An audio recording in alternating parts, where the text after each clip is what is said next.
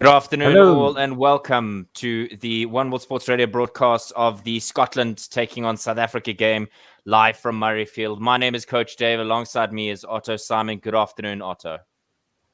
Hello, Coach Dave. Hello, everybody listening.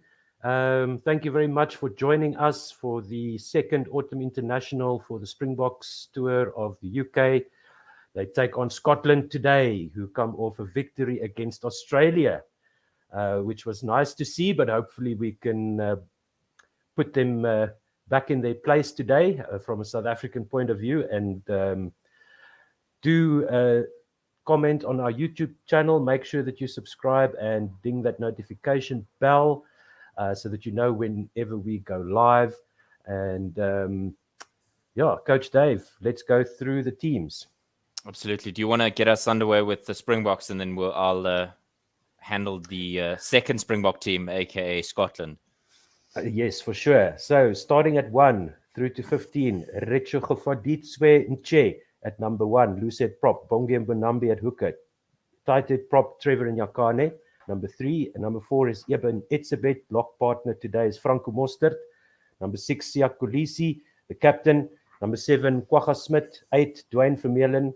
9, Herschel Jantjies. At 10 today, again, Elton Jantjies.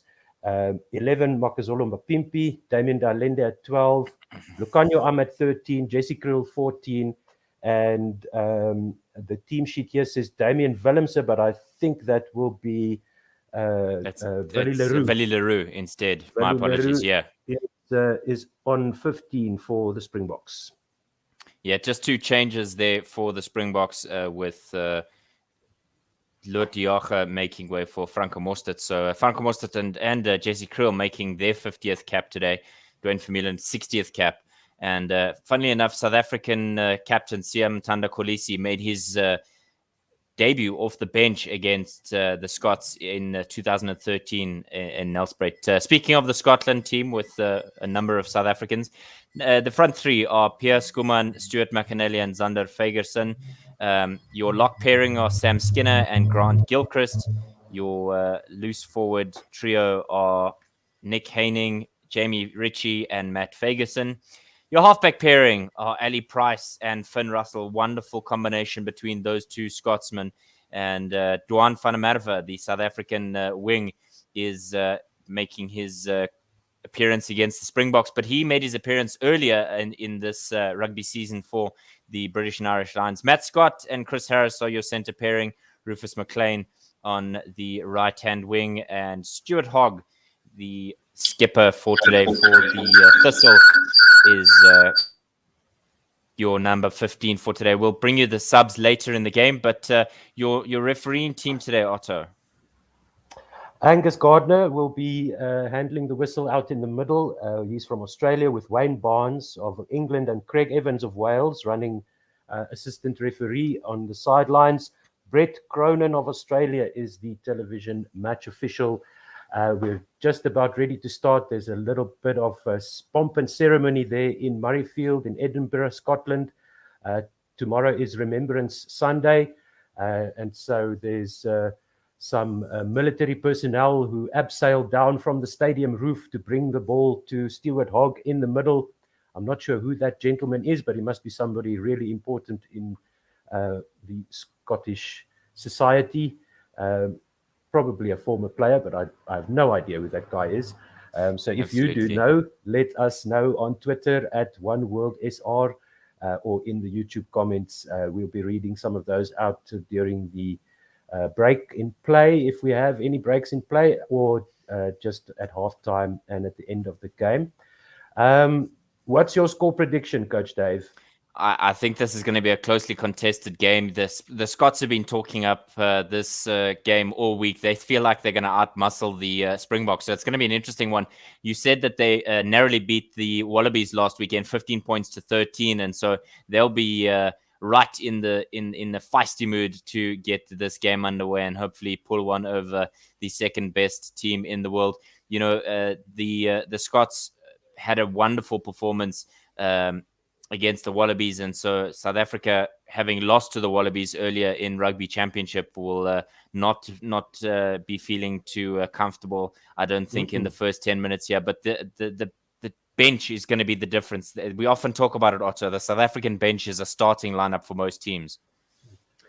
Yeah, that's true. And Scotland also won 2 of their Six Nations matches this past Six Nations campaign.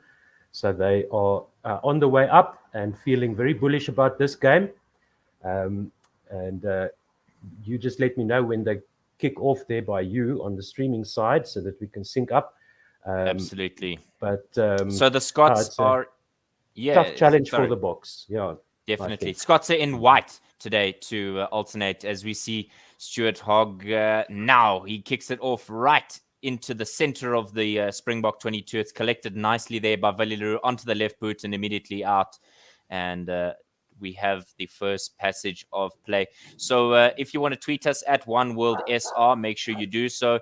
You can find us on YouTube and Facebook and like our Facebook page. And most importantly, you can like and subscribe. Short throw now. Wonderful bit of work there by the Scots. It immediately goes to Ali Price and he throws it through the hands. It's now in the middle of the park with Matt Fagerson. We're playing left to right are the Scots, South Africa right to left in the traditional green and gold. The ball is lost through a knock on and immediately the Springboks smother it, as it looks like the guilty party there is Finn Russell, a man who came off the bench for the British and Irish Lions in the third game and absolutely changed the nature of the way that the British and Irish Lions played in that third game. And you've almost got to ask, Otto, why was he hidden so long from the rugby public here as we see them setting up for a scrum?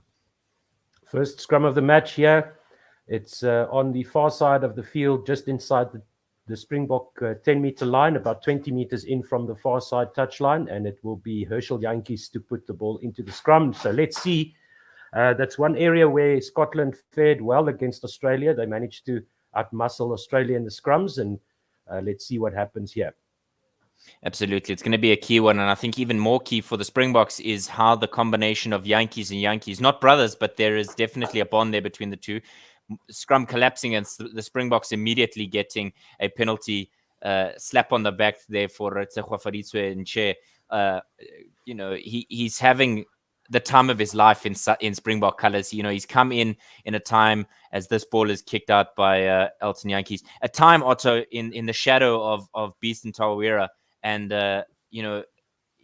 it's difficult to step into the shoes of a legend like Beast, 100 caps to his name.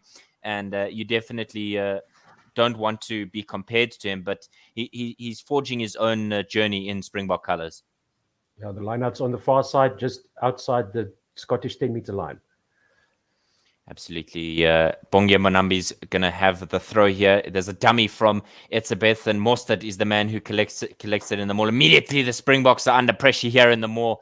The Scots are working hard, but referee Angus Gardner's not happy with it, and he's given the South African team an advantage. They're going backwards here, and the maul is looked to be collapsed here by the men from the north of the United Kingdom. Otto, it's ill-disciplined early twice here from the Scots. It's Zander Fagerson twice now. The scrum and the maul is the guilty party, so they've got to be wary of this. Do the Scots?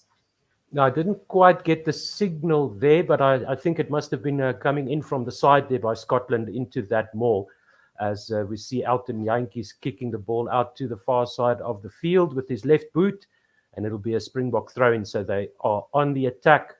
That's probably a bit too far to the side of the field there for Jantjies. It's a nice-looking sunny day in Edinburgh, so we'll have some more exciting rugby than we did last week in rainy Cardiff. Absolutely. So about 5 meters beyond the 22-meter line in the Scottish, defensive area, the 22-meter area, there's a dummy jump once again, collected nicely there at the back, and an opportunity here for the Springboks to get some forward momentum through Dwayne Vermeulen. as they look like they're going sideways, almost going out. Bongi Mbonambi releasing the balls now immediately onto a Springbok forward as they look to drive Kwagga Smith in support of Eben Etzebeth. They go to the blind side. There's Elton Sia Kolisi, rather, who's waiting there in the shadows on the blind side. Hershey Yankees picks it up now. It's a good ball on the run for Eben Etzebeth. He's got support from Bongi Mbonambi, and they are screaming at the players to try and get some support into the rucks there. Nche is supported by Nyakane as they try to get some forward momentum. These forwards are clearly running onto the ball quite nicely. Yankees in the middle of the park. He's brought down, but immediately his earlier Yankees, the younger Yankees, the smaller Yankees is onto it, and immediately they get some forward momentum. There's 3 men lining up. Kwagga Smith's got support from Franco Mostert and Makazola Mapimpi. They're on the near side of the park. Change of direction there to Eben Etzebeth with Trevor Nyakani in support. This is a good run there for Damian Dalende. He's right in front of the poles, about 7-8 meters from the try line. He's having to do a lot of hard work. A bit of flair there from Elton Yankees as he tries to step inside a Scotsman, but the men in white are doing a fantastic job here of defending South Africa, not yet finding a way through. 12th phase now for the Springboks as they kind of meander down this line here. There's a bit of an option here with the Willie Leroux joining. It's Damian Dalende. He offloads to Mapimpi. Mapimpi steps inside and is brought down just 6 meters short of the try line. There's an advantage here for the Springboks. 13th phase now. Ball going out to Elton Yankees, who chips over the top, and it's going to be a simple catch in the end for the Scottish number 10, as that play looked like it should have been a lot more than it was, but South Africa not using that all that well, but Finn Russell takes the catch, and it's they're going to come back for the penalty advantage of not moving away. Yep, not sure who that was on the near side of the field. Just as Makazolo Mapimpi got tackled, one of the Scots were pinned down on the wrong side of that ruck. So they come back for the penalty. Yankees knew that Elton Yankees knew that he had the advantage, put a little dinky kick through to try and get Lucanio over the line. Almost worked, just too much on it, and Finn Russell was able to collect it easily. Bongi Mbonambi throwing in on the near side, 5 meters out. 7th minute, so it's 6.5 minutes gone. An option of a short throw. It doesn't go the way of the Springboks. It's immediately overturned by the Scots, and they have an opportunity now to clear their lines as Ali Price kicks that, throws it rather to Stuart Hogg, who thumps it downfield in between the Springbok defenders of Willie Leroux and Makazolo Mapimpi. He signals for an up and under, and immediately that's what happens. So Mapimpi's on the right-hand side of the field. It's knocked forward, and South Africa will now have an advantage over the halfway line. Makazolo Mapimpi is fighting his way through a number of Scots, 4 or 5 of them, but is eventually brought down. Looks like somebody was a little bit early there out the blocks, and the ill discipline there from the Scots rather, is going to cost them. It's this first 10 minutes or so, and we've seen a number of penalties. Yes, a good line-out turnover there by the Scots, managing to get up into the air in front of Franco Mostert there, but then we see the left wing, Duan van der Merwe, going up for that cross kick up and under from Willie Leroux after Finn Russell cleared his lines and knocking it on, and it'll be a scrum to the Springboks inside the Scottish half on the far side of the field. So still 0-0. It's just inside the Scottish half, about 10 meters in from the far side touchline. So the locks are standing the Springbok locks are standing on the halfway line. Yeah, second scrum of the match. Set up now. Yeah, hopefully we can actually get a scrum here, Otto. The last one collapsed too soon, and so that meant that Springboks were beneficiaries of a scrum penalty. So the set is called, and the feed comes now. Springboks obviously still playing right to left. There's a massive shove there from the Springboks, and I don't think there's an advantage. The referee's pointing to say to somebody, hold off for just a moment. Yankees now Dalende brought down on the 10-meter line. The kick comes from Hershey Yankees, and it looks like they're going to go back for something there. I don't think there was any consistency to that play, Otto, as we cross the 8.5-minute mark. It's not settled by any stretch of the imagination from either teams. It just looks uncoordinated. Yeah, it's a bit of back and forth here, a bit of a tussle, but Yankees finding some space there behind the Scottish defenders, and it's stolen by the Springboks this time. wonderful overturn by the Springboks, but there was an opportunity there for Stuart McAnally to try and steal it back from the tip back by the Springboks, but he's fumbled it, and I think there's going to be a conversation here with the TMO Brett Cronin of Australia. So 2 Australians in this refereeing group. I think he's not happy is Angus Gardner. Angus Gardner, Otto, has been somebody who's not been popular with Springboks in the past. There's been some stuff that he's been guilty of, and we've not had the best time with him. I think it was Romain Poit, who was also somebody that if you were a Springbok fan, that you weren't happy to see when he had the whistle in his hand. Yeah, he's a decent referee, Angus Gardner. There's no real incidents that would jump out at me, but he's usually a bit technical at the breakdown. So Yankees puts this ball into the scrum for the Springboks. Yeah, absolutely good feed then. There's a good bit of a shove from the Springboks, massive as they go over the halfway line. Penalty advantage coming. Finn Russell tried to steal that, rather Ali Price did, but the South Africans still have the advantage over the halfway line. Herschel Yankees is trying to get rid of some players, but referee's not happy. Angus Gardner gives the penalty, and the Springboks will have the forward momentum going into this next 10 minutes or so. Yeah, so that was for wielding the scrum or swinging, not scrumming straight enough for Angus Gardner's liking, and Elton Yankees puts the ball out over the far side touchline. So it'll be another line out to the Springboks. They've already lost one of their lineouts, but that was a massive effort by the Springbok pack, really getting the heat on to the Scots there and coming away with the penalty.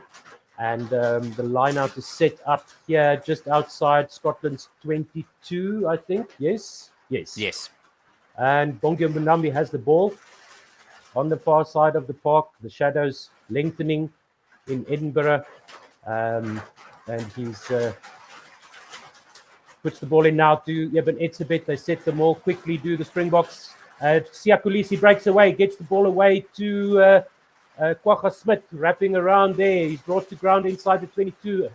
Herschel Yankees out to Eben Etzebeth once again, makes it over the 22 in the middle of the park now, coming to the near side, down the back line. First receiver goes into contact. Herschel Yankees goes to Elton Yankees, who just makes it over the 22-meter line once again. Eben Etzebeth goes in hard into Piers Kuman. He rips the ball out of Etzebeth's hands and goes forward for Scotland up to the 22, 15 or so meters from the near side touchline. And it's a penalty to South Africa for holding on by Scotland. Typical South Africans are stealing from each other. What is this business? Oh, no. It's a good rip there by Piers Kuman, but the referee didn't like the next phase where Scotland held onto the ball on the ground. I'm not sure who effected the steal there for the Springboks, but it is a penalty to the Springboks inside the Scotland 22. And Elton Yankees sends it over the near side touchline. It will be a line out to the Springboks 5 meters out. Hopefully they can secure their line out ball this time. Now, Eben Etzebeth went in, he was held up, and that enabled Piers Kuman to get his hands on the ball, and then it looks like that was Kwagga Smith, I think, over the ball there. I'm not sure. Or Dwayne Vermeulen. Looks like, Dwayne Vermeulen is the man there. So well done, Dwayne. Thank you for that. So Retshego gives the signal to Bongi Mbonambi. They set the line out now. The secrets, Otto. The secrets of success. The secret code. And it goes to Franco Mostert, comes down with the ball neatly. Maul is going a bit backwards for the Springboks, but it's set now, starting to creep forward. Use it once, says the referee. They're about 10 meters out as the Scots swim around the side. They're a little bit trying to seal off that ball, and they try and get it back onto Scotland's side, but there was a knock-on, says Angus Gardner, and it'll be a scrum to South Africa. The Scots are defending the maul quite well. They're disrupting the maul, and as Bongi Mbonambi tried to pass the ball there after managing to free it out of that collapsed maul. Piers Kuman slapping it down. I don't know why that's not a penalty for a deliberate knockdown, but I think the referee just saying that it was maybe an unintentional knockdown. Yeah, I think he something may along have those lines, stuck an maybe. arm out to try and tackle instead of to I think that was a disrupt it. knockdown. I think that was a knockdown, but he gets away with it. I'm trying to be charitable here for them, Otto. I'm trying to help them here. I can see Yeah, that. I can see that, but I'll correct you. Don't worry. Beautiful. So beautiful. Scrum is set about 8 meters in from the near side touchline and 6-7 meters, about 8 meters out from the try line of Scotland. Yankees puts the ball in. It's a steady scrum. Very atrocious moment here in the game. Both backs trying to ascend themselves, and this is Dwayne Vermeulen breaking away from the scrum. Attempted hold up there by Scotland in the midfield as he runs into the number 10, Finn Russell. It's out to the first receiver, who goes to ground once again for the Springboks, and this time it looks like Lucanio that goes to ground there. And they're on the far side of the field. Herschel Yankee sniping around the side of the maul, and the ball is lost forward, and it's into Scotland's hands. They try and secure the ball now, 10 meters, about 15 meters out from the far side touchline. Ball comes out to Finn Russell. He's under huge pressure from the Springboks rushing through. Goes out to Luan van der Merwe, who breaks through. He's over the 22, getting chased down by the South African defenders, and is hauled in by Jesse Kriel on the halfway line in the middle of the park. Makazole Mapimpi attempting to steal the ball there, and it's a penalty to Scotland right in the middle of the field for not rolling away by Willie Leroux. And Scotland will have their first possession. First penalty. Yeah. Inside their first penalty and their first possession inside the Springbok half. My goodness, that was a passage of play that if you were a Scottish fan, you would have had your heart in your mouth on your own try line, and a horrible pass there to Finn Russell. Thankfully, he was able to get it to Duan van der Merwe, who made an incredible break, and the South Africans did well to try and haul him in, but it was that, like you said, it was Willie Leroux that was the guilty man there, who's now being punished. Looks like they're going to go for the poles. Yeah, but now the penalty is now all of a sudden inside the 10-meter line of the Springboks. So that breakdown was on the 10-meter line, so on the halfway line, excuse me. So not exactly sure what happened there, but I think it was Willie Leroux. I think it was Willie Leroux contesting this penalty. Extra 10 meters. Okay. Yeah, so that I think that's what's. As we look to see Finn Russell, whether or not he's going to slot this one over. Oh, this is kicking practice, man. This is inside the 10-meter line, right in the middle of the park. And he steps forward with the right foot now, sends it sailing through the Edinburgh air, straight through the middle of the uprights, and Scotland take the lead 3-0. Just give us the time there, Coach Dave, because I can't 16 minutes and 59 seconds. So 17 minutes gone, and the first points of this test match are on the board, thanks to Willie Leroux and Finn Russell working together there to get Scotland on the board. Good tackle back there from Jesse Kriel. That's not going to look good on Willie Seavey, because he's already under pressure for some below par performances, as Yankees kicks off, goes to the far side of the field, and immediately returned off the right boot of Finn Russell, where it's collected by Willie Leroux on his own 10-meter line, sends the ball high up into the air on the far side of the field. It's going to come down inside the 10-meter line, collected by Finn Russell, who's immediately tackled. And the Scots will have the ball. Ali Price gets it out to one of the forwards there, coming to the middle of the park. They're about 16 meters in from the far side touchline. Pierre Skuman brought down there 15 meters from the far side touchline, just inside the 10-meter line of Scotland. Ali Price lines up for the box kick. He does so now. Ball goes high up into the air, comes down just inside the Springbok 10-meter line. Willie Leroux very neatly collects that one. There's Scots players over the ball, and they get the penalty for holding on the ground. Willie Leroux was isolated there. The support players late in coming back, and good work there by Jamie Ritchie for Scotland, getting the penalty, the number 7 for Scotland there. So when it rains, opportunity. When it rains, it pours, Otto. I mean, Willie Leroux cannot seem to get the rub of the green here with referee Angus Gardner. Twice now he's been the one who's resulted in a Scottish penalty. And I think that's something that South Africa need to be mindful of. You've got France then on the bench who had a man of the match performance last week, and Damien Willemse, who's out this week due to concussion caution. But I definitely think it's something that Willie Leroux needs to be mindful of. There's an opportunity here for him to really stamp his authority. Apelele Fasi is another one who can play at fullback, so he's got to be very careful. Yes, no, I mean, that wasn't Willie's fault. He didn't have the support coming back, but yes, most definitely talking back to the referee and costing your side an extra 10 meters where I don't think Finn Russell would have attempted the shot from just inside the half. They might have gone for the sideline, but now he lines up this kick 8 meters in from the far side touchline, and he is swinging it away to the right, it looks like. Yes, it goes to the right of the right-hand upright. Missed kick there by Finn Russell with the right boot from the left-hand touchline as Scotland play from left to right. So the far side, just pushed it wide and get out of jail there for the Springboks, which is welcome. And Elton Jantjies will kick off from the 22. He goes to the far side of the field where it is collected by, no, not quite. It's knocked on by Scotland. A knock-on advantage. And Herschel Jantjies tries to send it down the back line through Willie Leroux. But there was a double knock-on, first by Scotland and then by Bongi Mbonambi, who tried to collect the ball and just patted it into the wrong direction.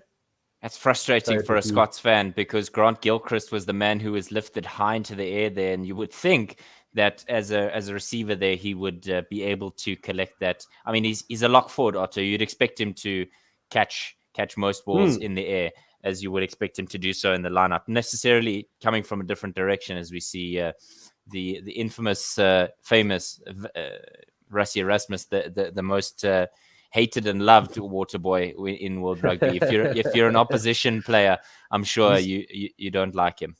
He's giving a signal there to somebody on the field that the Scots won't like the high ball. It looks to me as Herschel Jantjies puts this ball in. The Springboks are inching forward. Yes, Scotland going back. Penalty goes to the Springboks, advantage at least. And Herschel Jantjies gets it out behind his back, down the back line. It goes now into the hands of Willie Leroux. Gets it across to Makazole Mapimpi. There's a lot of defenders around him. Takes two to bring him down. He's on the halfway line on the near side of the field, loses the ball forward, and Stuart Hogg just shovels the ball out to his fellow players, but they're going to come back for the scrum penalty on the far side of the park. Wow, good play there by the forwards for South Africa, and just a glimmer of a glimpse of a backline move by the Springboks, but good defense in the end by Scotland there to shut down that movement and get a hold of Makazole Mapimpi and wrestle the ball from his grasp. 22nd minute now, and we only starting to see a little bit more of a flow to the South African backline. You said that there was something of a move there, but it was Willie Leroux that hung on to it probably just 1 second too long, that allowed the Scottish defenders to get on top of the South African men there. But 3 times now we've seen the same man, Zander Fagerson, be hammered by Ritsago Faritse Oxen chair, because 3 penalties have come from the exact same person every time. So we sang the praises of Ox, and he's really putting his name on that number 1 jersey. You don't want to mess with him in come scrum time. It was an opportunity for the Scots to really put pressure, as a good collection there by the Springboks. So they immediately steals away, does Sia Kolisi. He's just on the halfway line. Herschel Jantjies throwing to the man himself, Oxenchair, who's hammered forward by Franco Mostert. He's got support by some Springbok players, but there was an advantage, and the penalty was resulting there as well. It was a good bit of work there by Dwayne Vermeulen to try and support, but the guilty party being Jamie Ritchie. That's the second time, Otto, we've seen the flanker being penalized, as it looks like Angus Gardner is going to have a word with Stuart Hogg here. Yeah, that's maybe a team warning type of thing, but bringing the captain into the discussion here is Angus Gardner, so not sure exactly what went on there, but Jamie Ritchie, number 7 for Scotland, 1 minute, the hero, winning them a penalty. And the next, he's just losing his balance, going off his feet and resting on his elbows as he tries to wrestle that ball away from Nche. And it's a penalty to the Springboks. It's pretty much in the middle of the field. They'll probably have to go for poles from here, I would think. It looks like the signals come from Elton Yankees that he's going to go for the sticks.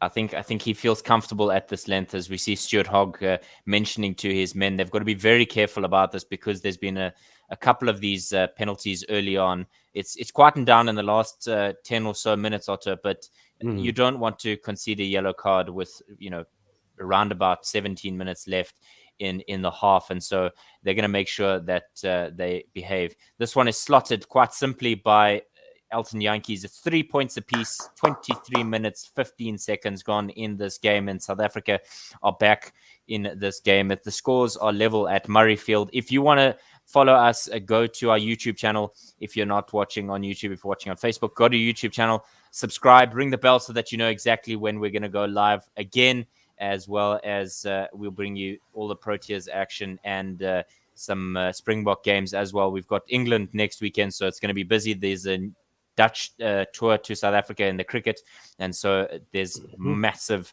amounts of sport coming your way through One World Sports Radio.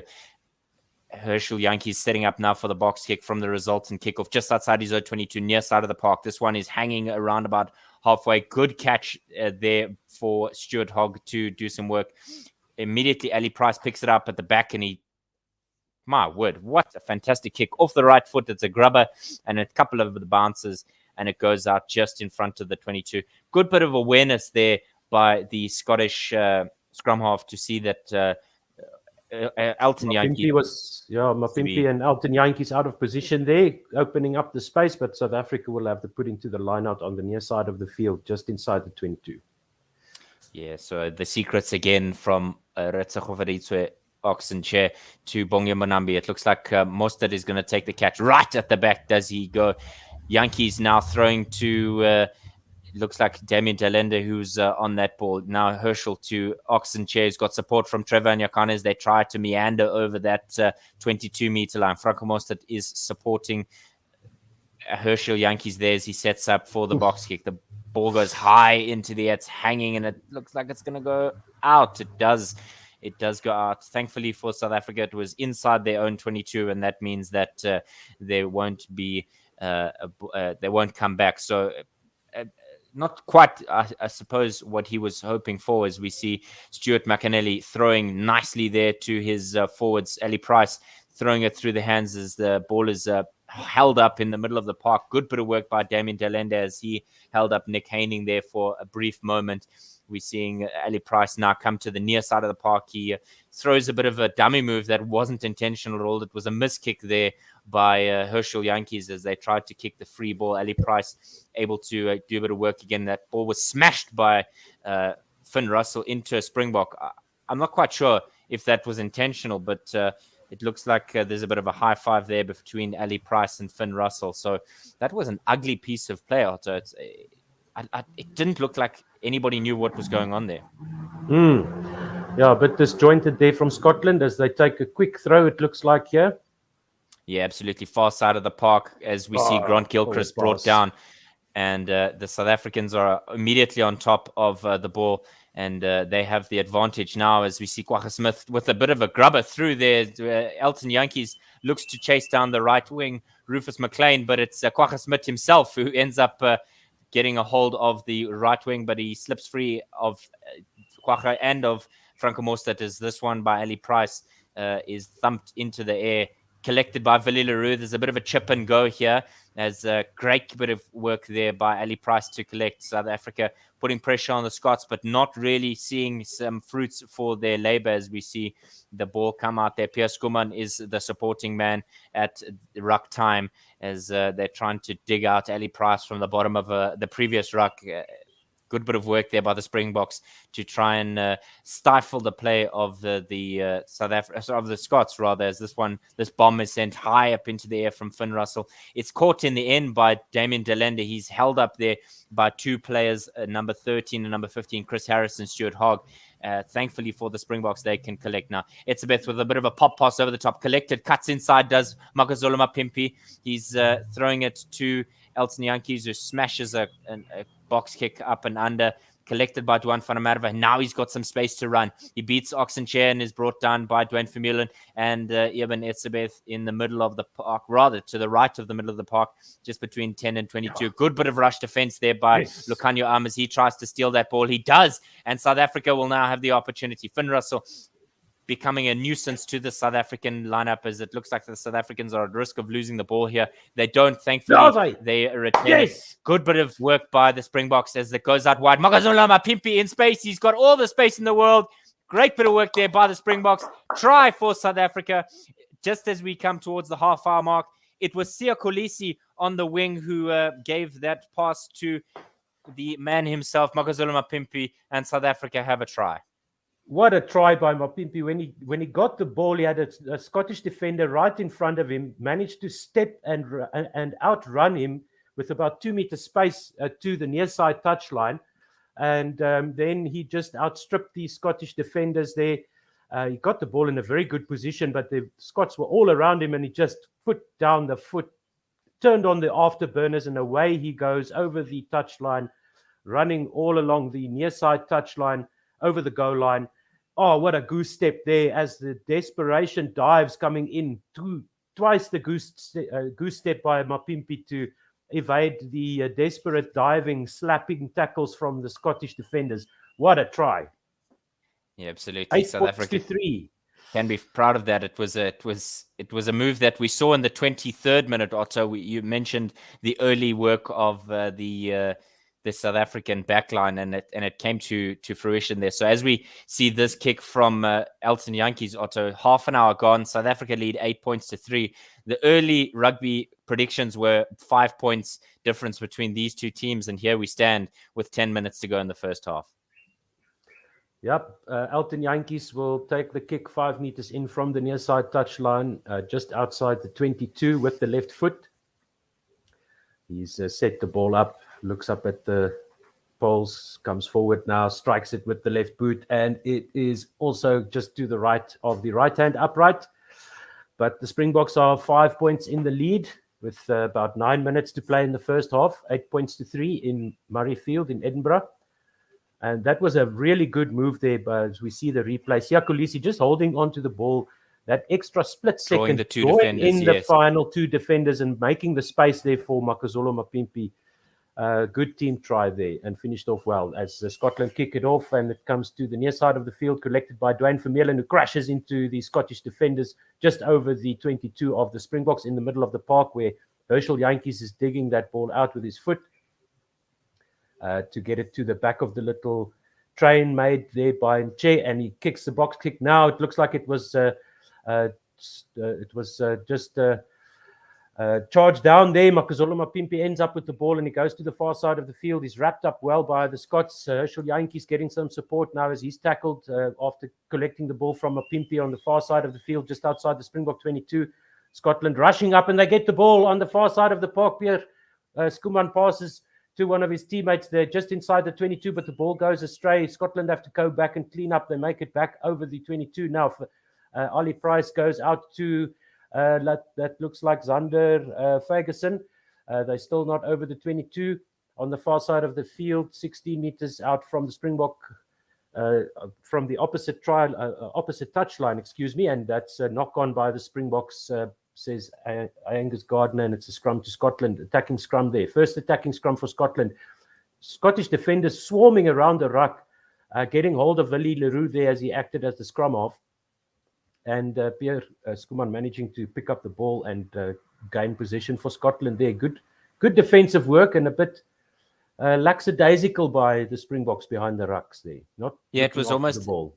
It was almost as if Willie Leroux was hoping to hand it to a partner instead of throw it. I think that was the key, was the Scots making sure that they had the element of surprise there on Willie Leroux.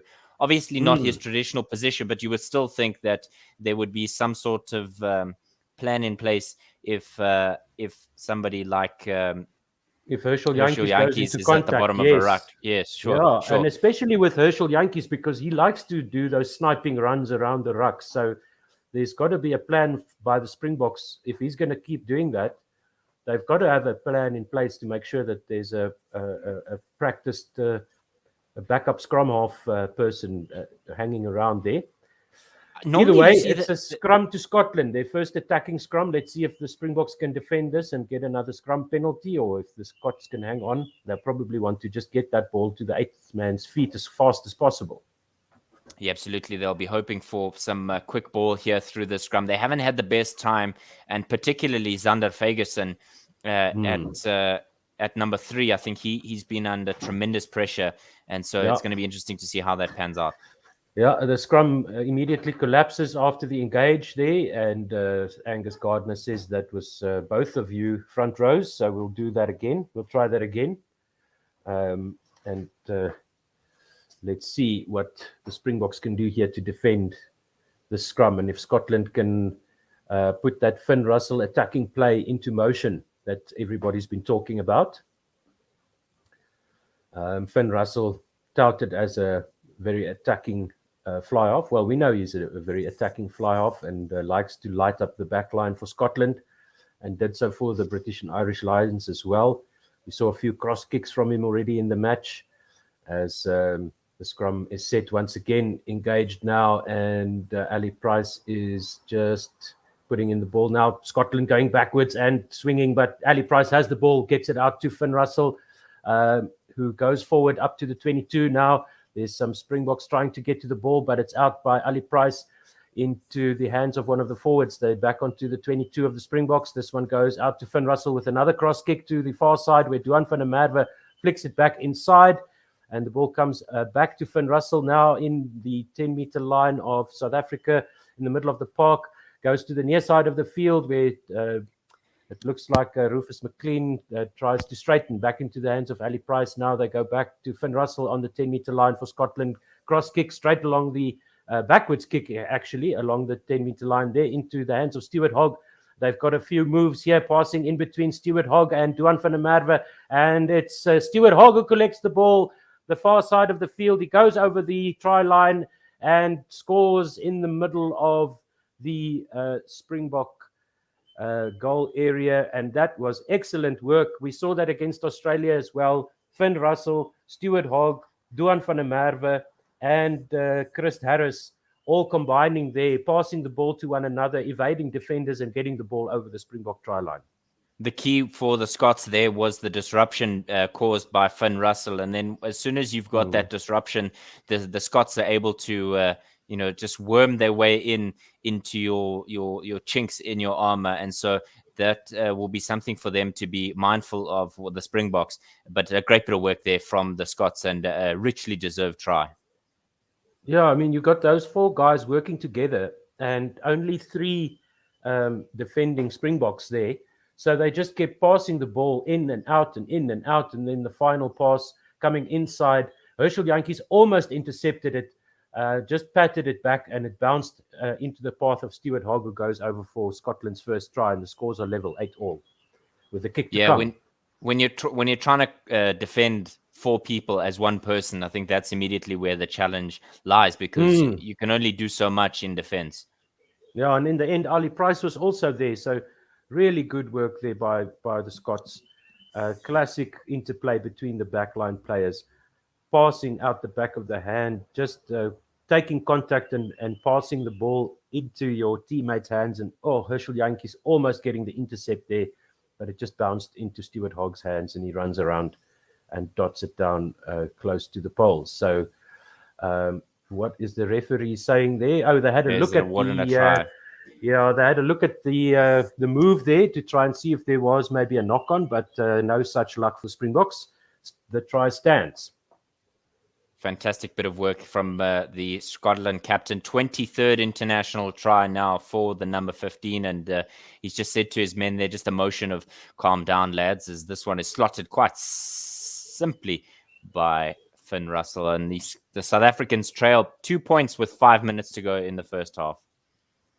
Yep, the score is 10 points to 8 to Scotland in Edinburgh.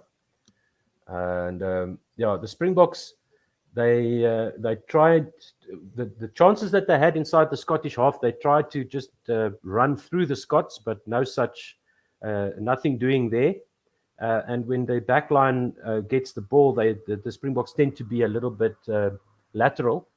And good defense by the Scots, good attacking play, and managing to get the reward there. As the kickoff goes to the far side of the field, it's collected there by Matt Ferguson, the Scottish number 8, and Ali Price will get the ball to the back of the little train there behind the ruck, and he kicks the ball high into the air on the far side of the field, and it's going to be just inside the touchline and just inside the Scottish half, I think, as Herschel Jantjies gets the ball now, and it goes to Nche, it looks like. No, that was that Nyakane? Yes. Trevor Nyakane goes over the halfway line, 50 meters in from the far side touchline, and Herschel Jantjies with another box kick goes high up into the air. It's going to come down just outside Scotland's 22, and it is collected by not sure who collected it there for Scotland, but a high tackle. McAnally. Yeah, Stuart McAnally collects and is high tackled there by Eben Etzebeth, following up the box kick very, very well there, the lock. It's a forearm to the face there for McAnally. Yeah, the key is the timing with that kind of tackle, because, he's just collected the ball and you smash him. It's just a slightly delayed tackle there from the South African lock. And so this will give some relief for the Scots as Finn Russell thumps this into the stands. Yeah, the line-out is set now on the far side of the field for Scotland. Yeah, just a bad mistake there by Eben Etzebeth. Everybody knows how strict the referees are on contact to the head. McAnally for Scotland goes to the middle of the line out, and it's a scrappy ball at the back, but it's into the hands of, I think it's Finn Russell there. They go to ground just inside the Springbok half. Ali Price passing the ball to the far side, to the blind side, and Pierre Skuman is brought down just inside the Springbok half. Ali Price is in possession once again. They come to the near side of the field, up towards the middle of the park, and just crossing over the halfway line now are Scotland. It goes to the hands of Finn Russell with the right foot. He goes high up into the air, into the middle of the park, and Willie Leroux lets it bounce. Jesse Kriel has to collect, and he's tackled by Chris Harris there inside the Springbok 22. Who's got the ball? It looks like the Springboks have retained the possession there. And we'll see now as Willie Leroux once again goes to the back. Van Vermeulen, I think, stole that away. Of that scrum, and the ball goes now into the hands of Franco Mostert, it looks like, and they're sending it to the near side of the field where there's a lot of space here for Makazole Mapimpi, but closing quickly. He cuts back inside and is tackled just inside the 10-meter line of the Springboks. Good support there. And Herschel Jantjies passes the ball out to Trevor Nyakane, who's tackled immediately. Just no imagination from the Springboks in attack yet, but they are in their own half. And Herschel Jantjies will do another box kick. On the 50-meter line from the near side touchline, the ball's going to come down just over the 10-meter line of the Springboks. It's knocked on by the Springboks, and it goes down to the backs of Scotland, just inside the Scottish half now. It's into the hands of Duan van der Merwe, I think, who's brought down just outside the Springboks 10-meter line on the far side of the park, and the Springboks have stolen it on the ground. Good work there from Lucanio I think, and it comes out to Eben Etzebeth, who goes to ground immediately. And good support there. Herschel Jantjies digging for the ball. Looks like he's lining up for yet another box kick. So hopefully the chase this time will be better. On his own 10-meter line, the ball goes high up into the air on the far side of the field, comes down on the Scottish 10-meter line. The ball is scrappy at the back for Scotland, and it's Duan van der Merwe who cleans it up to Stuart Hogg. He's on his own 22, passes it back behind the 22 now into the hands of McLean. He runs up the near side touchline, up to the Scottish 10-meter line, where he's tackled well by Mapimpi. Scots are there in support. Rush defense by the Springboks, making it difficult for Scotland to get anything going at this point. And who's that over the ball? No, says the referee. That is not stolen by Eben Etzebeth. That is a penalty to Scotland. And let's see what he tells Eben here. Why is that not a penalty to South Africa? I think he's just not on his feet there. Oh, his hands beyond the ball. Yeah, so you can sometimes get away with putting your hands on the ground beyond the ball and then raking it back and gripping onto the ball. But I don't see any problem with that. What is the problem with that, Angus Gardner? He he didn't go onto the ground with his hands, went straight onto the ball. But anyway, Angus Gardner not happy, and that's why a Elizabeth penalty is also not happy. Yeah, it's a penalty to Scotland, and they kick the ball to the near side of the field. But And hooter has gone as well. Yeah, the halftime hooter has gone, and that is the end of the first half. Oh no, my goodness! It doesn't look like any kind of quality Springbok team. We see some replacements. Bomb squad is already coming on. Kitsoff and Malcolm Marx are coming on. Richard Che is off. The Lucet prop, and Bonambi will be replaced by Marx as is well. Nyakane is replaced by Koch. Replaced by Vincent Koch. So they'll have the line out here for South Africa, or for Scotland, excuse me, on the near side touchline. Of course, it was a penalty, so play continues as McNally has the ball now to put it in on the Springbok 22. And there's a jump at the front of the line out by Richie, and it's secured for the Scots. And the ball is taken up to the 22. It's another penalty to Scotland. 15 meters in, not rolling away is the call. And that is Vincent Koch and Malcolm Marx there. And they're going to have a talk here with Siya Kolisi as Angus Gardner tries to just tell the Springbok captain to tidy up the mistakes there. And he's pointing to two spots where penalties could have been conceded as well.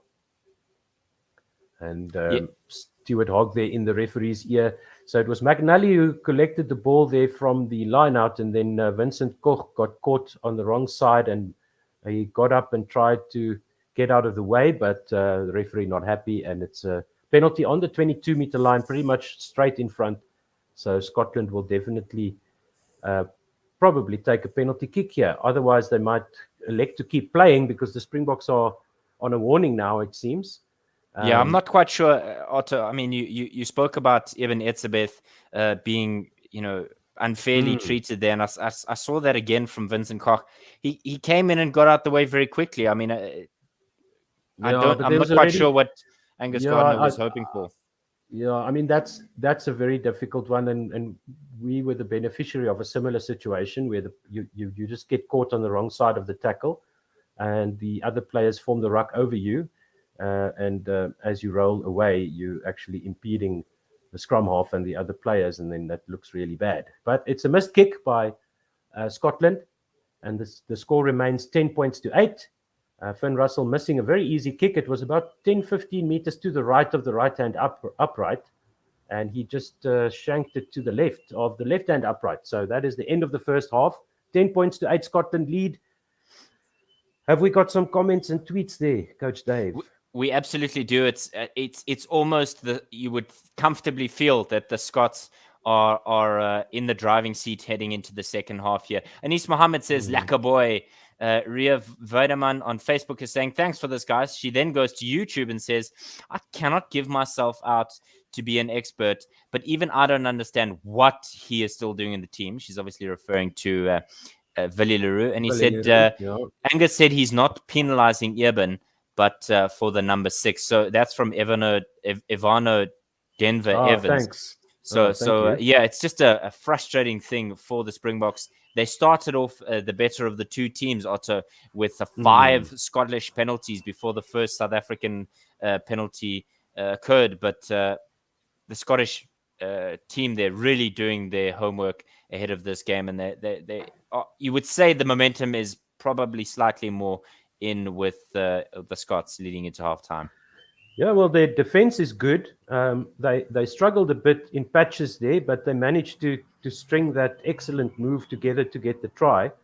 But I think it's pretty much still in the balance. The momentum has shifted a bit in that last few minutes to Scotland's side with the penalties conceded by the Springboks. So the Springboks just need to be more disciplined because they are keeping the Scots in the game with these penalties. Absolutely. So we're going to take a break now quickly to have a bit of a halftime break. We'll be back with you shortly. In the meantime, go tweet us at OneWorldSR. Go like the Facebook page. Go subscribe to the YouTube channel. Ding the bell so that you know exactly when we're going live. Let's get ourselves to 1,000 subscribers on our YouTube channel. But from Otto and myself, we'll see you in a little bit. Bye-bye.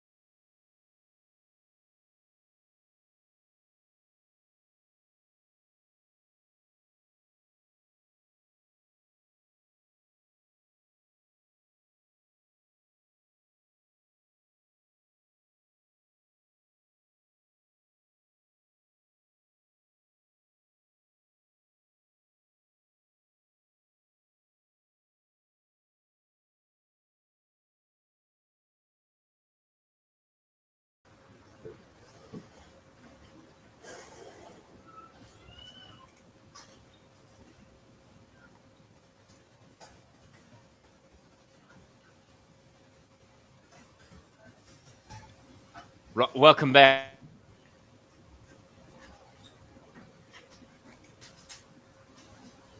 Welcome back to this broadcast, this One World Sports Radio broadcast of the Scotland-South Africa game from Murrayfield in Edinburgh. It's been a tight contest. It's been a frustrating contest, and South Africa trailing by 2 points. 10 points to 8 is where the game stands at the moment. But Otto, it's been a little bit sloppy from the Springboks, you could say.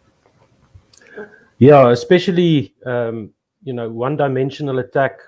One pass ruck, as we've seen so often from the Springboks. And then when somebody does manage to break the line, they're isolated and we lose possession. So not at all a world champion performance by the Springboks. And like we saw last week, if it weren't for all the Scottish errors, South Africa would have been well out of this contest. But let's see if they can clean up their act in the second half. Thank you so much for all the comments and the likes and the subscribers. Welcome to our new subscribers on the YouTube channel. Thank you so much for your support. We do appreciate it. And please also remember that you can advertise on One World Sports Radio. We broadcast Springbok Rugby, Proteas Cricket, and whatever else we get sponsors for. So get in touch with us. You can go to our website, www.onewsr.com.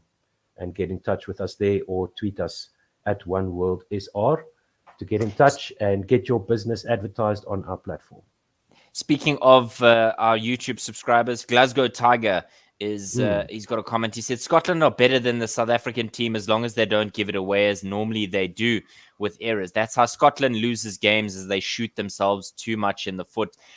Glasgow Tiger, I tend to agree with you in some ways, that Scotland end up being their own villain, the cause for their own undoing. And I think if South Africa can put scoreboard pressure on South Africa can put scoreboard pressure on the Scots, rather, they will definitely come away with the victory here. The key is for the Scots to continue to disrupt the Springboks. I think the Springboks prefer when they can have a little bit more of a structure, and the Scots are going to try and disrupt that at every turn. What would you like to see from the teams? Yeah, so from Scotland's point of view, their defense is very good. They are disrupting South Africa, as you say. They're keeping the ball away from the contact area, and it's easy to defend when you know what's going to happen, because the Springboks keep that one pass ruck pattern going, so the Scots are able to just commit to stealing the ball, which they've done on a few occasions now, and get those breakdown penalties. And I think the Springboks, just their discipline, and they need to execute some attacking plans, because we're not seeing much of that from the Springboks, but one-dimensional in attack. As we see Kobus Reinach on the field replacing Herschel Jantjies.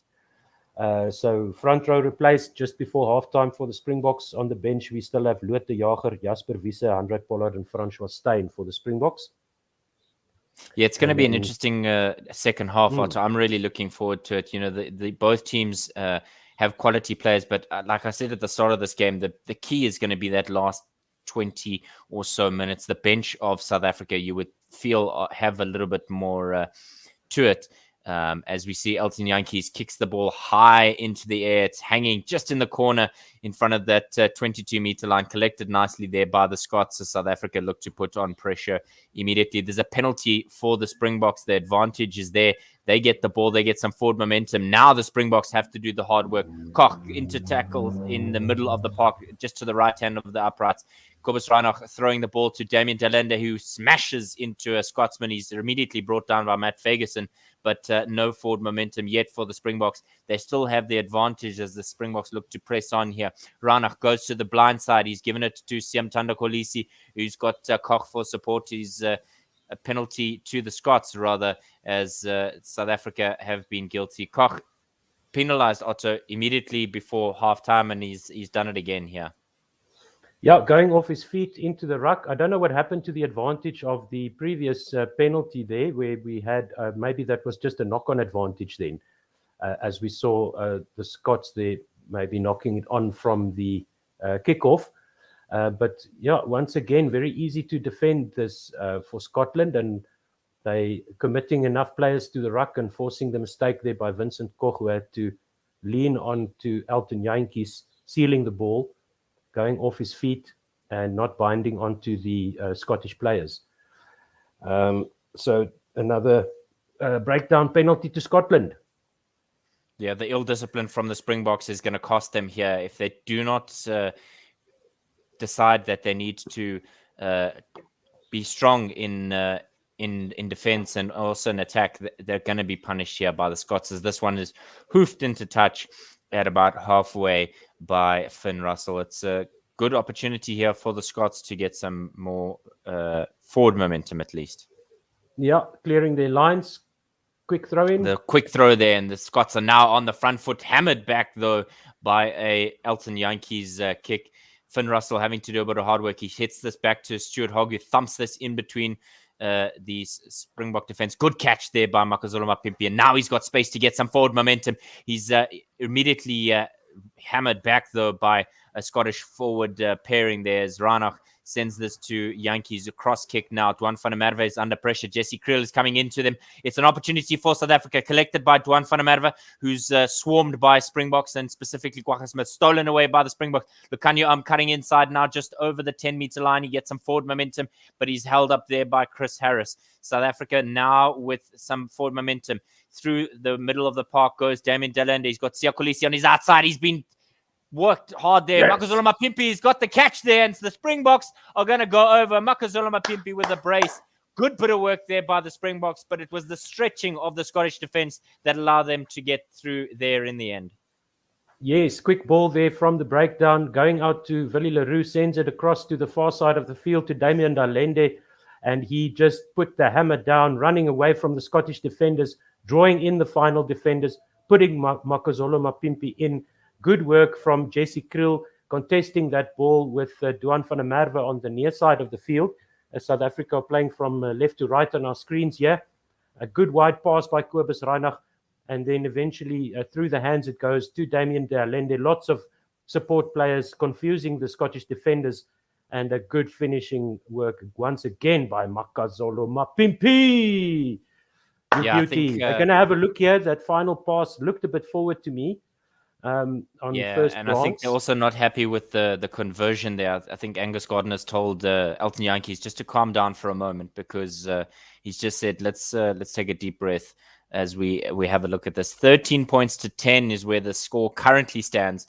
But I think Angus Gardner's just kind of have a wee look here through Brett Cronin. He's calling over the Scottish captain, Stuart Hogg, as it looks like we're going to break up play here. 43 minutes gone. We're just looking at this once again. It goes through the hands, and Damien Delende sniping around the outside of Matt Scott, and the offload pass. A great catch there from Makazole Mapimpi Otto. It's never easy when you're trying to take the ball with one hand on the run. Yeah, so let's see what they say. That looks like they're happy with the conversion as well. 15 points to 10, South Africa lead. Okay, well, there we go. So conversion was taken, and the Springboks lead for the first time in this match. Caught nicely by Willie Leroux just inside his own 22. He's got immediate support from his forward pack, Kobus Reinach, with Vincent Koch. He throws it to Kitsoff, who's got Mostert in support. Reinach looks like he's setting up here for a box kick. He's got an option to his left and to his right, but he's going to send this one hanging high into the air. Makazole Mapimpi is the intended recipient, but Finn Russell takes the catch. Massive smash there by the Springbok captain on Finn Russell. He absolutely hammered them. Turnover ball now for the Scots. Now they try and throw the ball to spread the Springboks. There's numbers out wide. Duan van der Merwe, but he's immediately swarmed on by the South African fullback, Willie Leroux.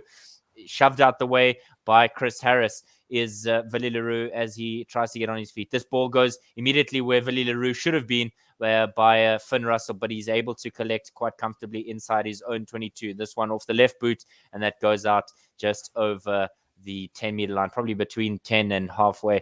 Otto, bit of pressure there for Willie Leroux, but he's having a bit of time of things here in the first 5 minutes of the second half. Much better from Willie. So he'll be hoping to keep that up until Frans Steyn replaces him. They usually keep the backline players on ice for a little bit longer. Absolutely, as the ball, the throw is quick here with the Scots being put under pressure by Damien Dalenda in the ruck there. Finn Russell able to Ali Price rather able to get it away. He goes to the near side now. Dummy throw to Price, and the ball's going out wide. There's space now for the Scots. There's a chip and chase attempt here by Jamie Ritchie, but thankfully the Springboks have somebody home in Willie Leroux, and he thumps that, doesn't get a touch, and now South Africa have to defend with the Finn Russell flying at them. Good late offload there. Tucked back as Stuart Hogg is the man who collects it. He's put under pressure there by Kitsoff as the South Africans having to defend on their own 10-meter line. Ali Price now to throwing to his number 2, Stuart McAnally, who's trying to get some break through the Springbok wall. Good bit of work there. Finn Russell, who offloads it to a support player there as the Springboks are calling, screaming for men to go to the blind side. What a massive smash there in the middle of the park.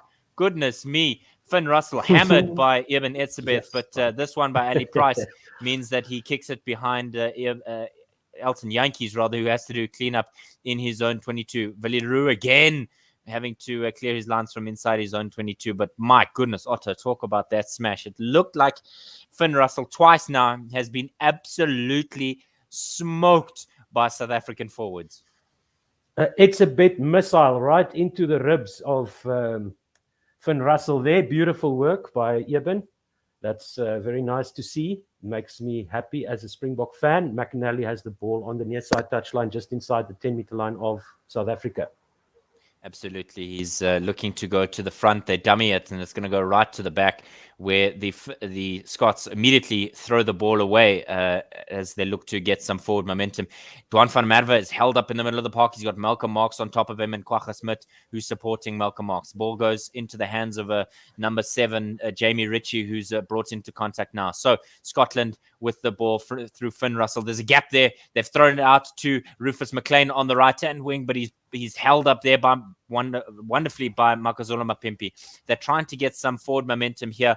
Are the Scots through Zander Ferguson. Blindside snipe, and great bit of work by Siamtanda Kolisi. There's a penalty advantage here as Damien Delendi snaps it up as South Africa now have the ball in possession. Kwagga Smith is covering there at the back of the ruck, and South Africa get the penalty there, holding on as South Africa were all on top of Stuart Hogg. There's the Scottish captain saying, but come on, that's hardly fair.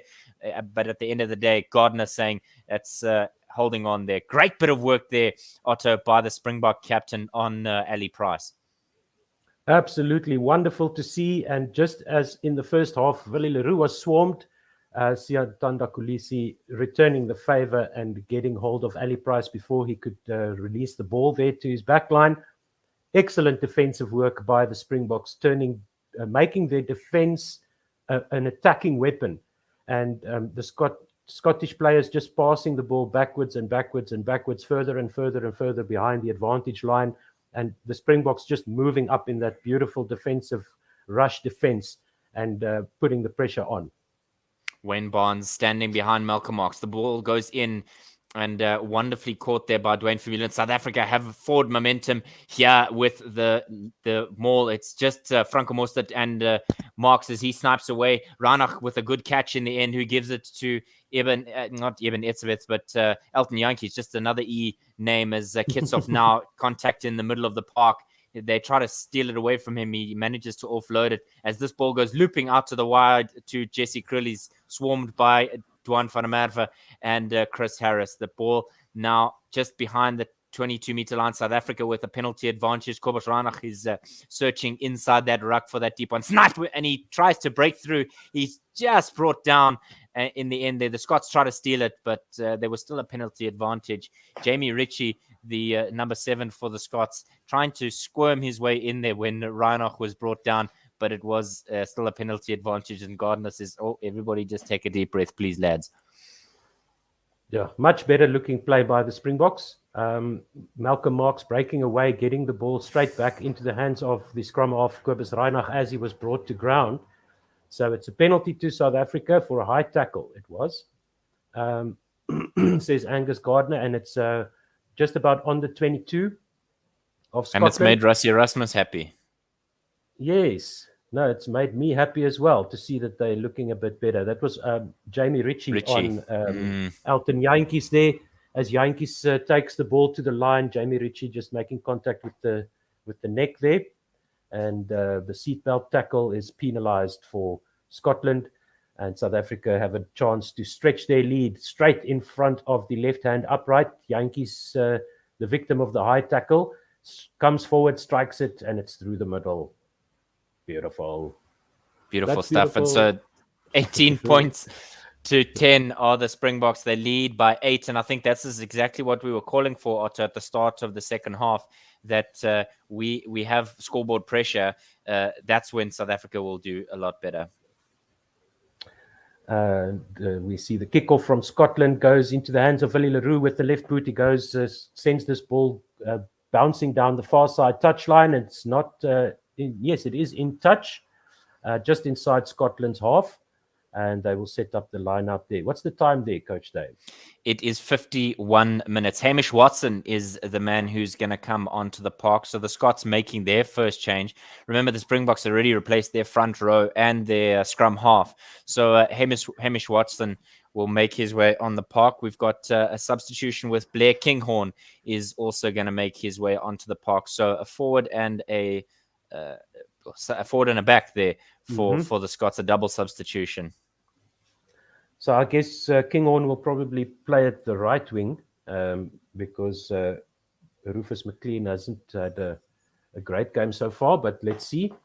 And Heining is the man. Nick Heining is the man who's come off for the Scots, and he's going to be replaced by Watson. So it's a flanker replacement there. You've called it. McLean not had the best day at the office, Otto, and he's going to make his way off the park.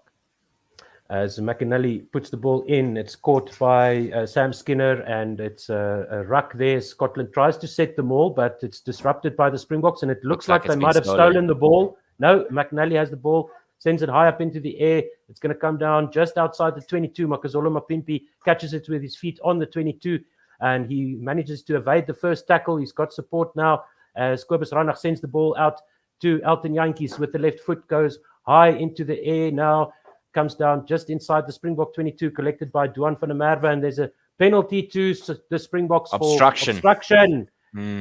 Good play there by the Springboks. They had the men putting pressure on Duan van der Merwe there on the near side of the field, just about 14 meters in on the Chris Harris line of the Springboks. Guilty as charged.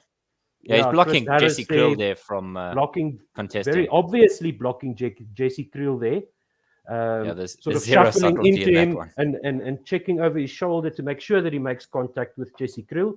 So he costs his team a few dozen meters in field position territory, now. As sure. Elton Jantjies will take the penalty on the near side of the field, and let's see how much ground he can make with this kick. He's usually one to go for the safe option, unlike Andre Pollard, who goes 10 centimeters to the side of the corner flag, making all our Springbok hearts jump up into our mouths. So the precision is precision. Otto, if you're good, why not?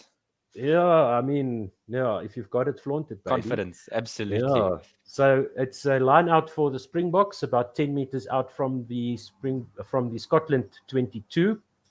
Malcolm Marx gets the signal, throws it into the way to the back, and it's collected by Damien de Allende. I think short ball there from Kobus Ranach into the hands of, I think that was, we'll check that for you now. That was Malcolm Marx. Kobus Ranach has the ball on the 22 to Elton Jantjies, who gets it now to Damien de Allende, who skips and steps through, makes it over the 22-meter line, and Ranach has the ball now, short ball to Eben Etzebeth, who crashes into the defenders there. Kobus Ranach to the far side, gets it into the hands of, it looks like Kwagga Smith, I think, and it looks Franco Mostert.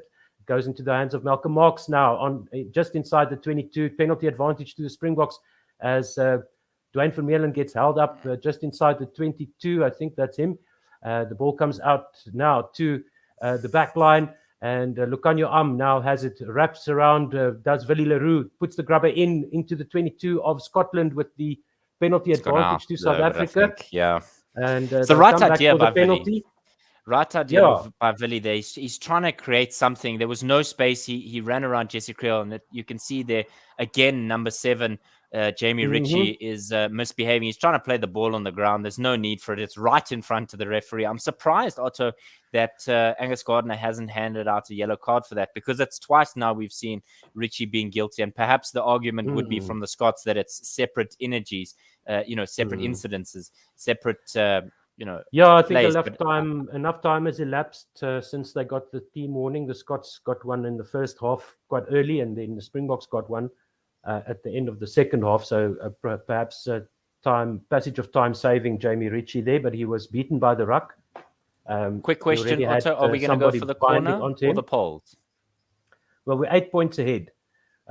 So I would say go for the corner, but it all just depends on how the boys' lungs are feeling. If they're up for a few more minutes of pressure onto Scotland, or if they maybe want to take a breather and try again. And it looks like it will be the penalty option, and Yankee strikes it very nicely through the middle of the uprights with the left boot, and South Africa's lead goes up to 11. It's 21 points to 10 now.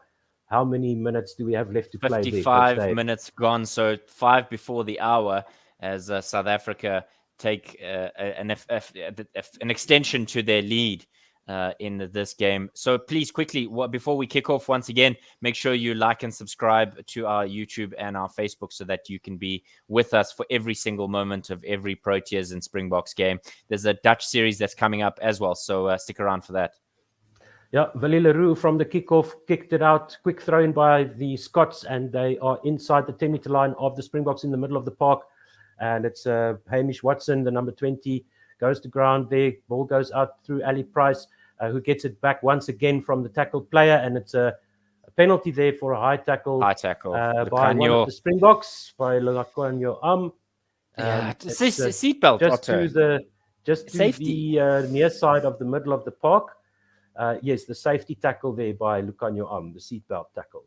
That was on Ali Price basically, as he was sniping around the ruck, and he goes down screaming and remonstrating like a soccer player there, Ali Price. Sure.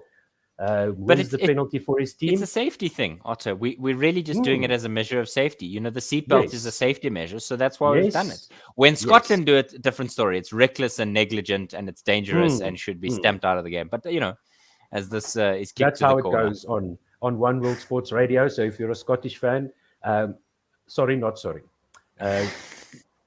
Finn Russell puts this ball out right on the 5-meter line, and it's Scotland's line out on the near side of the field. 21 points to 10, and McAnally throws in. Scotland tried to set the maul. Springboks are driving the maul to the near side touchline here, but Scotland remain on their feet. Ali Price gets the ball now out to Finn Russell, wrapping around players behind him, and the ball is in space on the far side of the field. Stuart Hogg is diving over the goal line, and he gets the score for Scotland. They are not going to give up. It's 21 points to 15. Scotland have never been a team that will lie down easily. So they hit straight back and decrease South Africa's lead to 6 points with the kick to come, 21 points to 15. The key to that move, Otto, was, again, that combination, the halfback pairing of Ali Price and Finn Russell. You see a dummy run there involving Finn Russell, and that means South Africa were drawn into tackling, and the timing of the pass out wide was great because it was too easy for Hogg. If you're a Scottish fan, it's something you'll be smiling at quite nicely because he still had a man to his right-hand side. Blair Kinghorn was there. Yeah, you're not worrying about that one going over. It was a definite guarantee that this game is not over by any stretch of the imagination. 58 that minutes. Was a training ground move. Finn Russell, Duan van der Merwe coming in from the left wing, and Chris Harris there wrapping around Finn Russell and compacting the Springbok defense even more, creating acres of space on the far side. probably about a third of the field with no Springbok in sight. So Stuart Hogg just had to run his line to the corner. And let's see what they do with the conversion here. Dummy run there, yeah. Yeah, dummy runners and looping around Finn Russell, creating doubt in the minds of the defenders. Nobody out on the left wing there. Where was Mapimpi? But we'll check now what they can do here with the conversion. It'll be a conversion from very close to the near side touchline. Conversion was missed, and the Springboks take the kickoff. They go to the near side touchline, and it's Ali Price out to the ball goes out now to Finn Russell into the hands of Stuart Hogg, where he kicks it to the far side of the field, into acres of space once again there on the left-hand side. And it is Andre Pollard tracking back there. He's got support from Willie Leroux, but I don't think it's enough there. Springboks coming into the ruck now, and it looks like they have secured the ball as Kobus Reinach is ready, but Scotland get the penalty. And South Africa are feeling the pressure now. Scotland roar in approval there for another going off their feet at the ruck. Do the Springboks. The score is 21 points to 15. And the time now, please. Just over the hour mark. It's frustrating for a Springbok fan because Andre Pollard has just come on the park and immediately been swamped in isolation. There were white shirts all over him, and there was not a green shirt to be found. And that resulted in the Springboks having to rely on some serious dodgy tactics here. McAnally with the throw 5 meters out from the opposition try line. Turned over by the Springboks. Vincent Koch caught that in the end. It was a great bit of work there from Franco Mostert, who was working with Eben Etzebeth.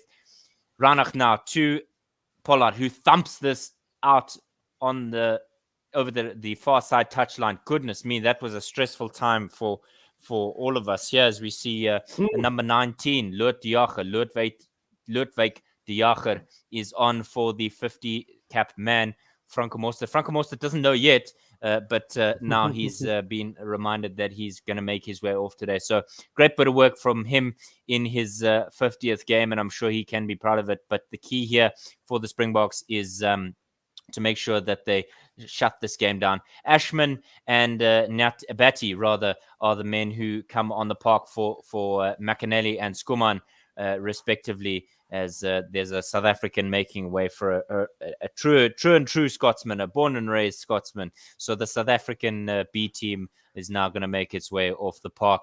61st minute with 44 seconds gone in the 62nd minute. So throw now for the Scots as they put pressure on the Springboks. This game is by no means done. Turnover ball once again. Vincent Koch in some space. He's stolen it from the back. He's made his way over the 10-meter line. Good support from De Jager and Malcolm Marx. Reinach at the back of the ruck is trying to look for some options. Pollard, who replaced Elton Yankees, cross kick there for Jesse Kriel to try and catch. He doesn't manage to get it, but Lucanio Am does. He's immediately run into the face of Duan van der Merwe. Over the 10-meter line, South Africa have a penalty advantage. Reinach now with the throw to Etzebeth, who gets shoved back, and it looks very ugly. But I think South Africa are going to be penalized here. But it was the penalty advantage. It was the knock-on from the Springboks that ended that penalty or that passage of play. But the Springboks have the penalty advantage. Good bit of work there at the back from Koch. Yeah, mistake from Ashman, missing his jumpers, and Vincent Koch collects and gets some front foot ball, gets the Springboks on the front foot, and from there they do manage to crash the ball through the Scottish defence, and it will be a scrum to South Africa. Just inside the 10-meter line, 5 meters in from the near side touchline. Yes, South Africa have to make sure that they turn this forward momentum, this forward territory, because they've gained quite a lot. They got to make it count, as we see the man who's spent more time playing rugby than most people spend in some of their careers. 15 years Francois Steyn has been playing rugby. I mean, that's an incredible feat for him as he continues to be probably one of the longest serving Springboks ahead of Victor Matfield in Springbok colours. We'll just wait to see who he does come on for here as Reinach gets the feed in there through the set. Great bit of work from the Springboks. They're absolutely hammering the Scots here. There's got to be a penalty advantage. There is. Reinach now to Kriel on the inside. Great throw from South Africa, but it dies. Makazole Mapimpi picks it up. It looks like the game has stopped. It has. He was in space. He was going to slot this one through the break there, and South Africa surely had the advantage there. I'm not sure why Angus Gardner is saying that we're going to go back for the penalty advantage. So the man who's coming off is Willie Leroux as Francois Steyn goes onto the park. Not the best day at the office for Willie Leroux, but here comes the superstar with 16 minutes remaining in this game. Yeah, no, Willie had an okay outing today. Couple of mistakes, not too bad, but now questions will be asked when Apalele Fasi will get a chance, I'm sure, and rightly so. So I'm not sure if England will be the right place to blood in a new number 15. So hopefully Damian Willemse will be okay by then, but Apalele Fasi will surely get his chance in the next series. I'm coming forward, hoping that he does. For the penalty kick, but he pushes it to the right. Yeah, so the points are 21-15. You would have thought that if we're going to go for polls, you would probably want us to be in a far more comfortable position, maybe more central in territory or position on the field. But Shank that has Handré Pollard. He's also not had the rub of the green so far in this Autumn International Series, but nevertheless he does so with this opportunity here in front of him. That one is an ugly kick there from Stuart Hogg to Frans Steyn. It's a flat one and through the airs. Frans Steyn hits it straight up into the air. The South Africans will get the ball here through a couple of knockbacks and a good bit of work there from the forwards to secure it. Up and over goes Kobus Reinach, and it's a mark called by the Scots. Number 23, Blair Kinghorn, is the man who kicks it away into the hands of Frans Steyn, now with a bit of room to run for the South African fullback. He kicks it straight back to Stuart Hogg, who doesn't call the mark, immediately kicks it away. So there's a bit of aerial ping pong at the moment. Frans Steyn collects it in front of his own 22, a little bit of a flatter kick there and a couple of bounces, and it's out over the 22-meter line. It looks like they're looking for a quick throw, and Angus Gardner said that Vincent Koch is offside in that back and forth, which is maddening for the Springboks. Yeah, penalty is taken just inside the Scottish half, and the line-out will be set about 10 meters away. Just about 2 or 3 meters outside the Springbok 22. Yeah, it was the offside call that brought play back. Yeah, going for the 50-22, but then Vincent Koch not retreating in front of the kicker. So that's a penalty there. 67th minute now. The score is 21-15. Don't forget to like and subscribe to our YouTube channel and our Facebook. Get us to 1,000 subscribers. Good work there by Gilchrist, but there's nobody home, and Koch is another one who steals it from the back of the line. Kobus Reinach looking how he can make sure of possession. It came out the side there, and Kitshoff had to do a bit of cleanup work as we see a Zimbabwe flag in the back. So that's not something you would expect to normally see as Kobus Reinach hoists this one high into the air. It's not that you wouldn't see a Zimbabwean flag, but a Zimbabwean flag at Murrayfield is immediately Makazole Mapimpi is all over Blair Kinghorn there. Good bit of momentum for the Springboks. The Scots having to really work hard there. Zander Ferguson between the 50 and 22 far side of the park, and South Africa will receive a penalty, not letting go. Ferguson is the victim of a robbery by Stephen Kitshoff, as the man with the orange hair has a big smile on his face. Oh, that was so good by Vincent Koch. By Stephen Kitshoff. He really does play like an extra loose forward fetcher when he's on the field, and gets the penalty there for the Springboks, and it's a very kickable one. Yeah, the last foray into the Scottish half that resulted in a penalty was a penalty at goal, a shot at goal rather, that was shanked. So the question is, do they go for the corners? It looks like there's going to be another Scottish substitution. We'll let you know who that is in a moment. He's just making sure that he's Ollie Kebble warming up, and he'll be replacing Zander Ferguson. Yeah, it's right in the middle of the park, just inside the 10-meter line of Scotland. Let's see how he does, and he slots it through. So South Africa take 3 more points there. It's what exactly the doctor would have ordered. South Africa 9 points ahead. Here's Ollie Kebble trots onto the park, and Ferguson's going to make his way. He hasn't had the best of times, has Ferguson, from the scrum, but definitely something that works for the Springboks, as Kebble has an opportunity now as he runs like a dog with the tongue hanging out there. It was absolutely hilarious to watch. So the resultant kickoff there, South Africa now with the ball. Good bit of work there by De Jager to get over the advantage line. South Africa now with the ball at the back of the ruck, far side of the park, between the 10 and the 22 rather, hoisted high into the air. An opportunity for Mapimpi to try and collect. He doesn't get it. It's Finn Russell who is the recipient of that one, as we see Kebble get his first touch on the ball, brought down on the halfway line. Ali Price guiding traffic, just directing things there as Skinner gets the ball as he tries to get over the halfway line rather, and the referee is being remonstrated to by Ali Price, but in the end it's Malcolm Marx who comes up with a penalty on halfway for the Springboks. And Otto, you've got to think that Frans Stein's got to think about a bit of a punt from here. I mean, he's got to go for goals. It's straight in front. There we go. He's there. He's got the ball and he points to the poles, and he's waiting for the kicking tee. The siege cannon Stein.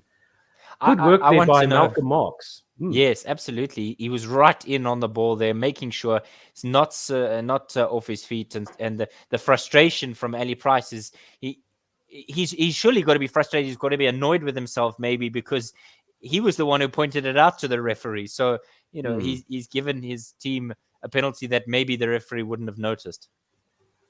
Yeah, they were complaining about Malcolm Marx having his hands on the ball, and then the referee said, yes, I do see that, and I'll give them a penalty for it. Jamie Hodgson, Jamie Hodgson, George Horn, and Adam Hastings are going to come on, no doubt, as we head into the final 10 minutes here. Otto, make sure we get there and get there comfortably, please. Yeah, 24 points to 15. Frans Stein strikes this one, and it sails straight through the middle of the uprights. Wow, what a kick. And it went over the dead ball line as well. So from the halfway, from just inside the Scottish half, he sends out this clear signal now to Scotland. Anything inside your half is going over the poles. Score goes up to 27 points to 15 with just about 10 minutes to go. Springboks lead by 12. The kickoff goes to the middle of the park. It's collected just by Frans Stein, and he gets tackled back into his 22. Kobus Reinach at the back gives it to who's that? De Jager. Not sure. De Jager. Lood De Jager goes into contact, still behind the 22. Kobus Reinach is lining up for the box kick now. And it goes high up into the air. It's going to come down just inside the Springbok, just about halfway between the Springbok 22 and 10-meter line. Scotland passed the ball in field, but there was a foot in touch by Chris Harris as he caught that box kick. Tried to fling it in field, but he had a foot in touch. So it'll be a Springbok line out in between the just around the 10-meter line of the Springboks. They're holding back as we see Hastings come on the park now for Scott. As Horn was George Horn is the new scrum half, but they're holding back Jasper Wiese, and I'd love to know what the rationale behind that is, because you would think in the last 8 or so minutes here that you'd want him on the park, but there's clearly a plan here. And it's tapped back to Kobus Reinach by the Springbok line out. He goes over the looks like that's the 22 of the Springboks, and they set the ruck up now just about 50 meters in from the far side touchline as Kobus Reinach comes back there with it to set up the box kick once again. And it goes high up into the air. It's going to come down once again, just about on the 10-meter line, dropped there by Adam Hastings as he went up, but it's gone backwards. And the new scrum half, George Horn, is digging for the ball, but there's some pressure on him.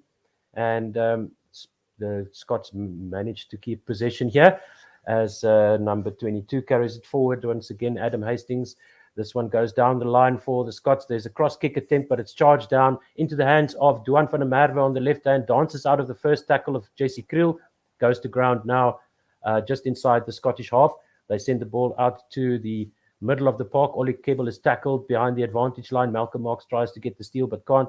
Ball goes up down the back line now. Once again, good tackle by the Springboks, and Scots are behind the advantage line, just outside their own 10-meter line now. Going backwards, a chip kick by one of the Scottish backs and collected there by Andre Pollard, is immediately tackled, but there is support there. And the Scots managed to steal the ball. And Horn has the ball now, sends it back to the Scottish back line. Kick there, I think it's Finn Russell, sends the ball over the near side touchline inside the Springbok 22. It will be a Springbok line-out.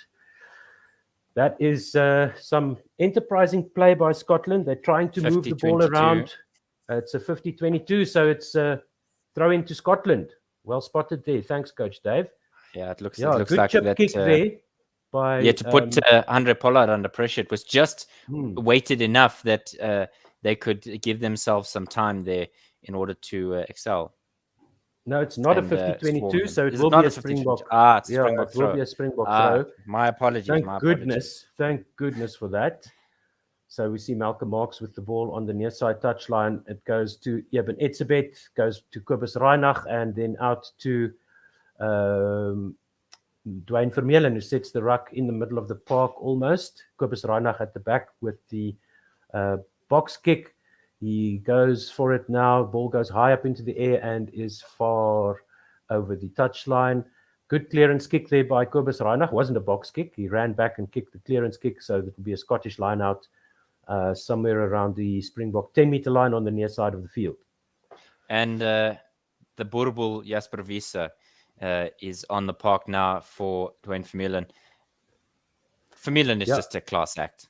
There's nothing more I'm going to say. He's a class act. Ashman, with the throw for Scotland, the ball loops out back to Finn Russell, who quickly gets rid of it as there's Springbok players all around him, and goes to ground inside the Scottish half. Picked and one pass ruck by Scotland this time. Horn gets the ball out of that ruck and tries to snipe around the edges, but is well taken care of there. It looks like by Jasper Wiese. The ball goes out to the back line now behind the forwards. Harris runs around. Some flick passes out to the right wing where Kinghorn picks it up inside his own 22. Lots of pressure on him.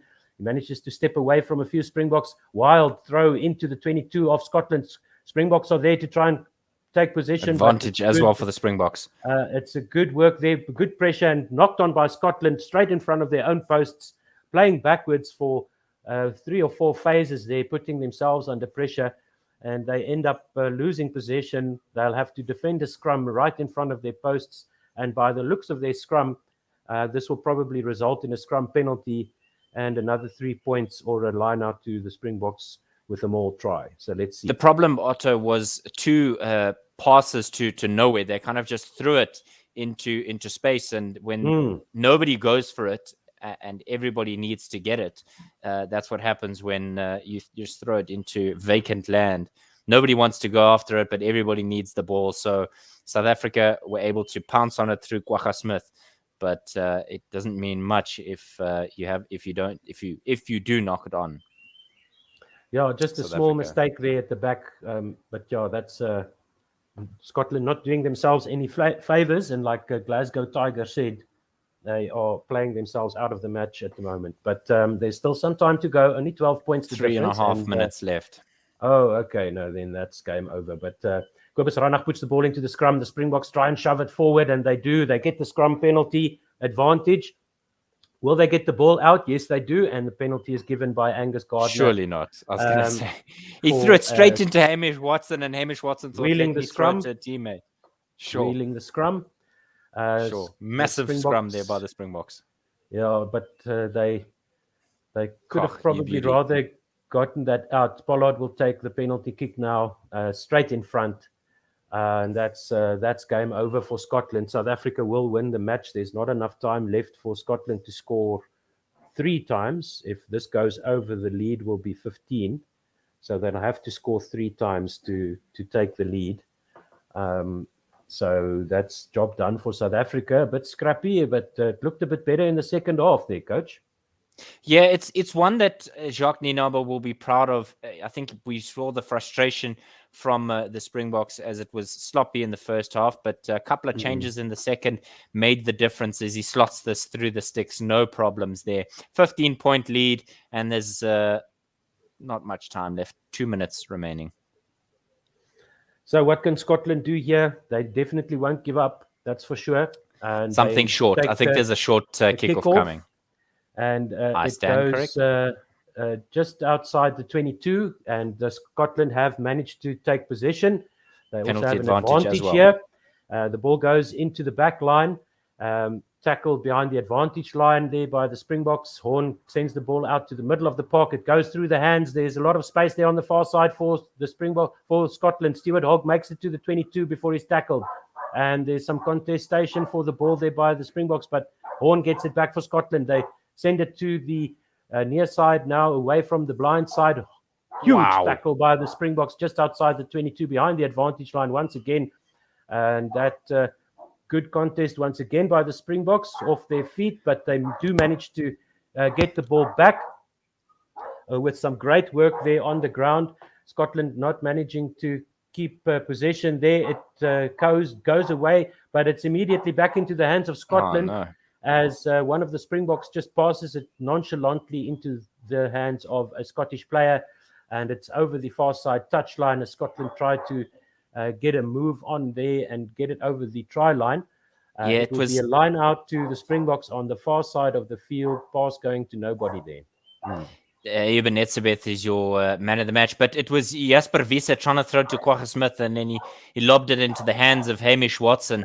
And so, unfortunately, the resultant pass there to try and find somebody out wide wasn't good enough as we head into the final 25 seconds of today's game. Line out on the 22 of the Springboks goes neatly to Etzebeth. Malcolm Marx has it at the back of the maul. They're just going to eat up the time here, the Springboks. They're edging ever so slightly forward. And the referee signals that the lineout is still in play, and now it's over. And Malcolm Marx leaves the maul, gets tackled back. But as long as the Springboks hold on to possession here, that will be the end of the match. Time is up on the clock. The ball is available there to the Springboks, and Eben Etzebeth takes it, kicks it out over the far side touchline, and the Springboks beat Scotland once again in Edinburgh. Much tougher team to face this time around, but it's a good win for the Springboks in the end, 30-15. There's no comment section in the record books, but that was a scrappy performance in the first half by the Springboks especially, and Scotland sniffing blood there for a while, but the Springboks managing to come back. And as you called it, Dave, it was the replacements that made the difference in the end. Yeah, we've seen it a couple of times through the British and Irish Lions series, as well as the Welsh contest and rugby championship as well. It's the bench that makes the difference for the Springboks, and it's definitely something we're going to remind all of our One World Sports Radio fans next week about against England, because it does really make a massive impact. I think the Glasgow Tiger kind of jinxed the Scots, because he said it, if they don't throw themselves under the bus, that's where they're going to find themselves. If they don't dive under the bus of their own volition, rather, they could stand a chance to win this game, and they've done exactly that. And rather than it being a close contest with 5 points, it's been a 15-point game. No, look, I think, to be fair, the Springbok defense was a lot better in the second half, and Scotland couldn't get off their heels. They were just pushed back by excellent Springbok defense, and except for that Stuart Hogg try, the Springboks had everything covered that they tried. As soon as a Scotsman touched the ball, the whole defensive line of the Springboks would just move forward and smother them behind the advantage line. So they found it very difficult to get something going in the second half. But in the end, not too bad. Any comments still from our fans out there? No, but don't forget to like and subscribe to all of you to our YouTube channel. We'll be back next weekend with South Africa taking on England. It's going to be a crack of a contest. We look forward to spending time with you, from myself, Coach Dave, and Otto Simon. Keep well, and we'll see you next week. Ciao. Thank you. Bye.